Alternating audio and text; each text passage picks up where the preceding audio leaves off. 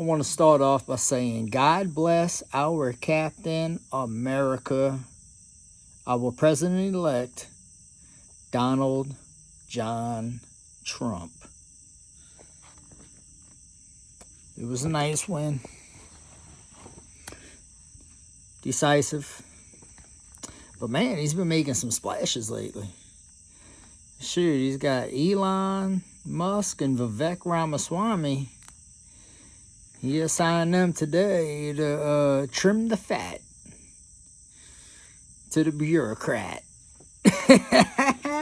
Trim the fat to the bureaucrat. Oh yeah.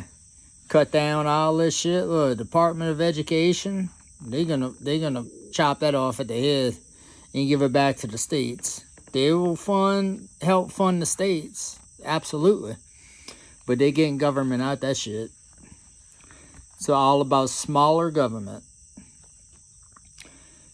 unnecessary jobs, and Elon says that at a minimal of $2 trillion a year, he could save our country. So you know what? If we saving $2 trillion a year, that means we can get $2 trillion in tax dollars cut. Makes perfect sense. If you hear some of the shit that they spend money on in other countries that gets squeezed into these bills that they get passed, like the Infrastructure Act and shit, different stuff like that they get passed, it's fucking insane. Drag queen stuff. I mean, it's you could tell it was a left-wing party. But anyway, you got my favorite right here. Well, one of my top favorites, Tom Homan, the border czar. That dude, I'm sure everybody done heard him already talk. They got clips of him running 24/7 on all stations.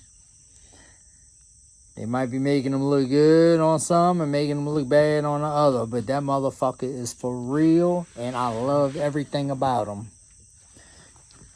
I love it. The border czar. You got Mike Huckabee. That's he's gonna be the ambassador to Israel. He was governor before, I believe. I think that's Sarah. No, might be. Is that Sarah Sanders Huckabee? No, she have her married name in the middle. Sarah Huckabee Sanders. I think that might be her daddy. He was governor of the same state that Sarah Sanders is in.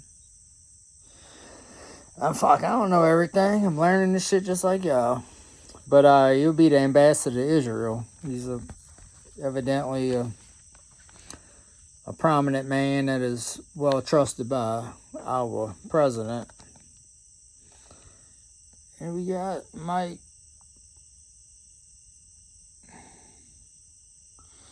Marco Rubio, Secretary of State. Kristi Noem, Department of Homeland Security. The fucking thing that was crazy to me, because we know this man was like, he's a always Trumper. Like, he fought for Donald Trump.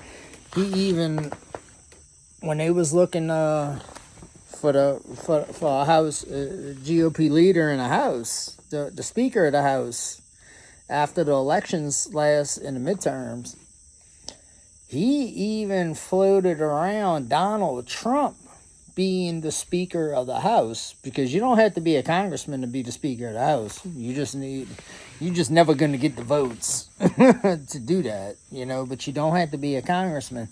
He actually put Donald Trump's name in there, and it was on the ballot for at least one time during the, 12 to 15 times that they voted, before they eventually got your boy that they kicked out. Yeah, it's just funny. It ain't funny, it's sad, but they eventually did kick him out and got Mike Johnson. Who's his name? I can't read. Mike Wake, National Security Advisor.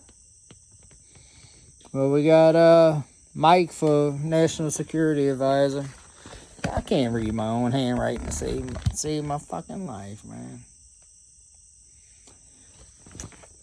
Man, I feel bad about Kari Lake.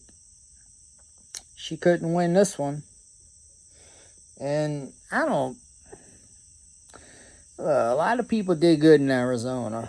That's Republicans. I can't see there being any election fraud or anything.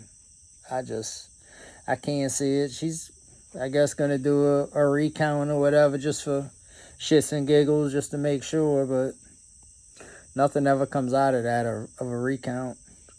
She might get I see her being, having a spot in the cabinet doing something, or one day eventually, maybe a press secretary.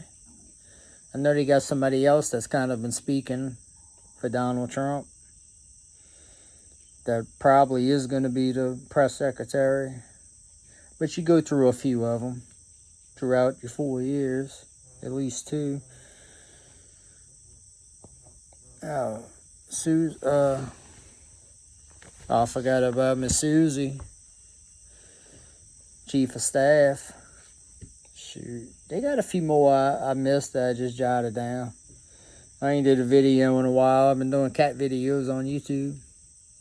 Them bitches are some hard hitters. Them motherfuckers show.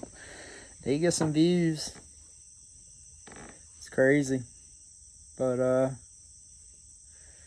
did y'all notice the big smile on Joe Biden's face, like after they shook hands and they looked at the press? He's happier than horseshit. He is happier than horseshit. Not that not that horseshit is happy, but it's, the saying, like, he is happy he beat that bitch, Kamala.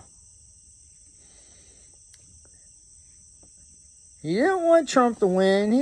He's a Democrat through and through. But in this situation, being that they threw his ass out the race, forced him out. They forced his ass out. There was nothing he could do other than die. That was probably the choice. They said, you know what? Get out if you know it's good for you. So he got out. And he done put the frickin' Trump hat on with a big smile on his face, like a month and a half ago, and was saying the stuff that linked Kamala to him. She was the deciding factor in everything that I've done, and oh yeah, that shit was sweet. And to see him shake hands with Trump, and then he looked at the cameras, boy, he had the biggest smile. I ain't seen him smile like that in a while. He's happy. That was pretty cool to see. But you can't trust them motherfuckers, boy. You cannot trust them. They might still try to pull something. But the ducks are getting laid out. The ducks are in a row. It's going to be all right.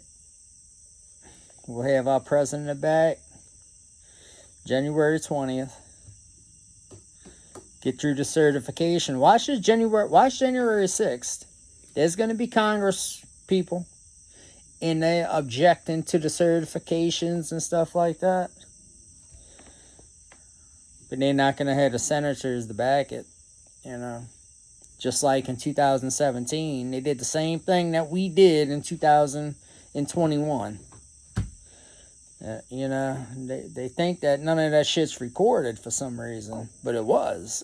Like, motherfucker, we played out of y'all playbook. But we had senators that were signing off on the objections from the congressman of that state. That's funny. But we'll be all right. We got our president back. God bless y'all. Later.